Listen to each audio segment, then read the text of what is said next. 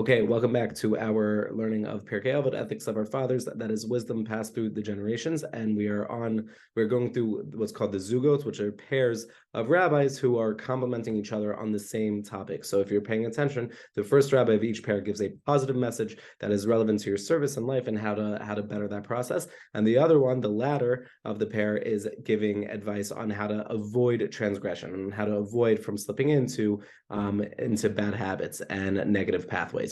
So we are on the latter part of this particular pair, Shemaya ve'Avtalion. So we're going to talk about Avtalion today. It says Avtalion Omer Chachanim Hizar b'Divrichem Shema Techova Chovat Galot b'Tiglo L'Makam Mayim Haraim ve'Yishtola Talmidim Habayim Achareim ve'Yamutu ve'Nimsa Shem Shamayim Mitchalal. Okay, so he's saying that sages should be careful with their words because they could incur the penalty of exile, and ultimately your disciples will be carried off to a place of evil waters, and or you'll be carried off to a place of evil waters, and we're going to define what evil waters means. And those disciples who follow you will drink from those waters and die, and the name of heaven, in essence God, will become profaned, that you're going to desecrate God's name. So there's a lot of metaphor happening here. What exactly are we talking about? So we're going to break it down very, very quickly.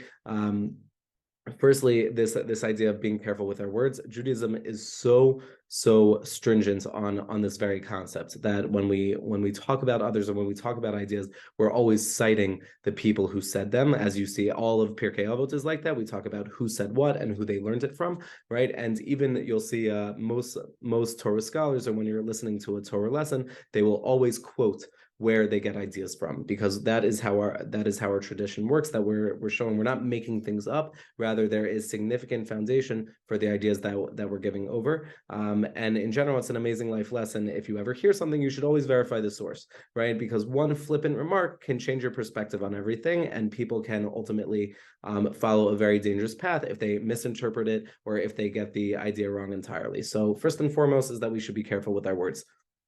Second is this penalty of exile, that if you're not careful enough, you can lead people astray. And just like if the penalty for death, for killing, is exile from the community, so too in a different way, when you're leading people in a very negative direction that could be spiritual, and having to do with their entire perspective on learning, on God, on Judaism, whatever it may be, and on life.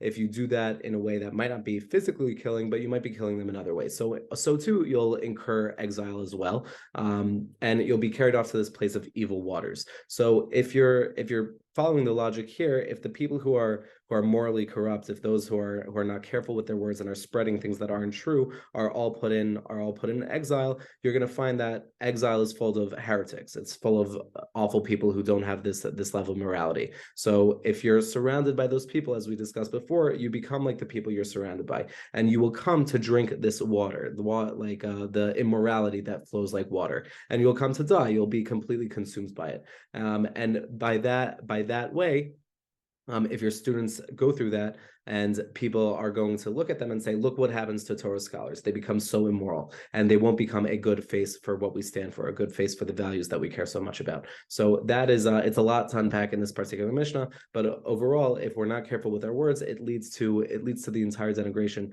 of not just the person individual, but also the community. So we want to be very careful with our words moving forward. Looking forward to picking this up tomorrow.